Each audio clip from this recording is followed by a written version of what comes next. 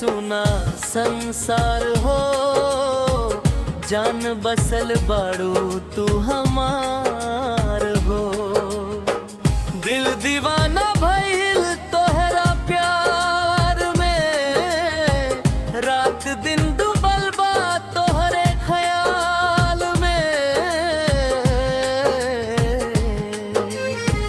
जब से देखनी तोहरा नैया के चोट, भूला गइल बानी हम दुनिया के छोट। मुस्कान तोहार लागे चांदनी के धार, मनवा में उठेला प्यार के बहार। तोहरे बोलिया मिश्री से मीठ हो, सांस सांस में बसल तोहार प्रीत हो। जहवा देखिनु ही जा तोहरे नाम बा, हमरा जिंदगी के तू ही पहचान बा। दिल दीवाना भइल तोहरा प्यार में, रात दिन डूबल बा तोहरे ख्याल में। तोहरे बिना लागे सुना संसार हो, जान बसल बाड़ू तू हमार हो।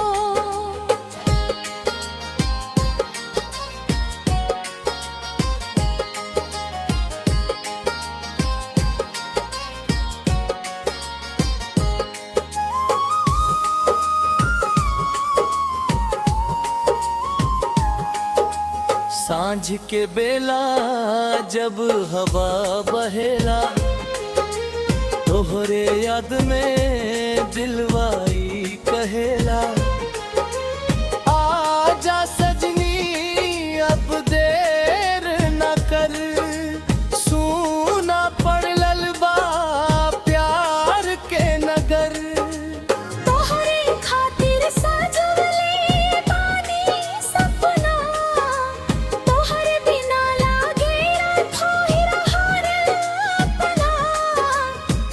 हाथ में हाथ दे के साथ निभाइब, जीवन भर तोहरे संग मुस्काइब।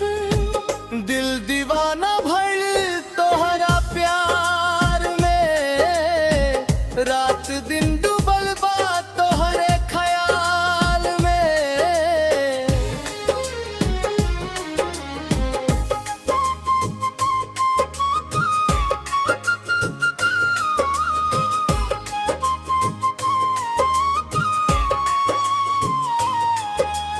बरखा के बूंद जैसे धरती से मिले, वैसे ही हमार मन तोहरा से जुड़े। रंग बन के तू बस गईलू सांस में, खुशबू बन के बसलू एहसास में।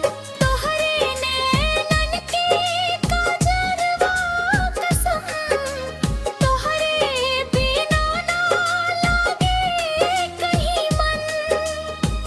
तू ही पूजा तू ही अरदास बाड़ू, दिल के सबसे खास बाड़ू। दिल दीवाना भइल तोहरा प्यार में, रात दिन डूबल बा तोहरे ख्याल में।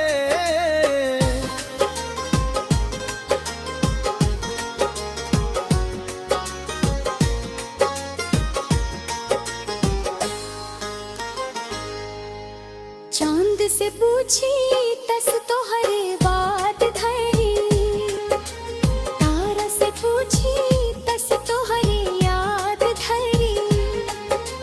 हर धड़कन में बसल तोहर नाम, तोहरे से रोशन बा हमार जहां। राह कठिन होखे चाहे आसान, छूटे ना कभी हमारी पहचान।